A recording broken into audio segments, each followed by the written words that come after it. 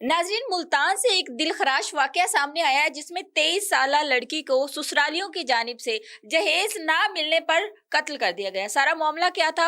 FIR के मतन के मुताबिक और उसके अलावा जो उसकी फैमिली से बात हुई उसके मुताबिक हम आपके सामने सारी चीजें, सारी डिटेल सामने रखते हैं।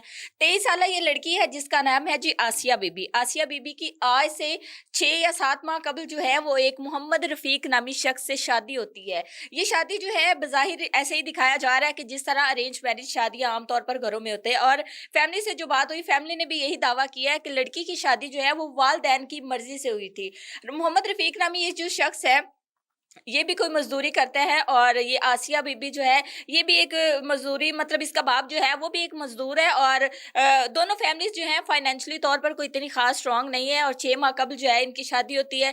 शादी स्टार्ट में तो जो है वो शुरू से ठीक चल रही होती है, लेकिन इसी दौरान जो है इस 6 माह के दौरान बहुत सारी जो है शादी में तब्दीलियां आ जाती हैं कि देवर जो है वो भाभी को तंग करता होता है, उसके अलावा जो सास है वो अपनी बहू को तंग कर रही होती है, नंद तंग कर रही होती है। और ये आसिया बीबी जो है ये अपनी दोस्तों के साथ बातें शेयर करती है, घर वालों से नहीं, कि मेरा बाप जो है वो बूढ़ा है और वो इस सदमे को जो है वो बर्दाश्त नहीं कर सकेगा। कि जितनी हैसियत थी हैसियत के मुताबिक अपनी बेटी को जहेज दिया, लेकिन इसके बावजूद जो है ससुराल वाले वो फिर मेरी बेटी को ताने देते हैं। तो ये सोच के ये आसिया बीबी जो है वो अपने घर में किसी किस्म की जो है बात शेयर नहीं करती कि जहेज के ताने मिलते हैं या मुझे टॉर्चर किया जाता है। अब फैमिली से जो हमारी बात हुई, माँ से हमारी बात हुई, तो माँ ने ये दावा किया है कि मेरी बेटी के साथ जो है गैर इखलाकी किस्म का सलूक किया जाता था, उसे इंसान ही नहीं समझा जाता था।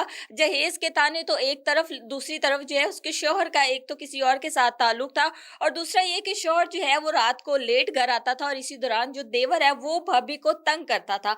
यही नहीं बल्कि नंदे और सास भी तंग करती थी।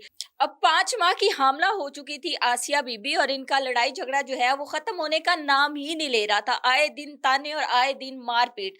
आज से 20 रोज कबल जो है, 20-22 रोज कबल जो है आसिया नाराज होकर अपने मैके आ जाती है कि 2 डेट को जो है उसका देवर और उसकी नंद वो उसको मनाने आ जाते हैं उसकी वालदेन के घर कि हमारे रिश्तेदारों के यहाँ शादी है और आसिया का वहां पे होना बहुत जरूरी है। उनके बहुत इसरार करने पर, नंद के और देवर के बेतहाशा इसरार करने पर जो है वालदैन अपनी बेटी को एक दफा फिर आसिया को जो है वो भेज देते हैं और आसिया भी खुशी खुशी चली जाती है कि इस दफा शायद उसका घर बच जाएगा। लेकिन 3 डेट को फैमिली को एक कॉल मसूल होती है कि आपकी बेटी ने सुसाइड कर लिया है। जब फैमिली जाती है और क्या देखती है कि उनकी बेटी जो है वो खून में लथपथ मुर्दा हालत में पड़ी होती है, उसके बाजुओं पे कट्स होते हैं, उसके चेहरे पर तशद्दुद के निशानात होते हैं। यही नहीं बल्कि उसका गला काट कर उसको कत्ल भी कर दिया जाता है।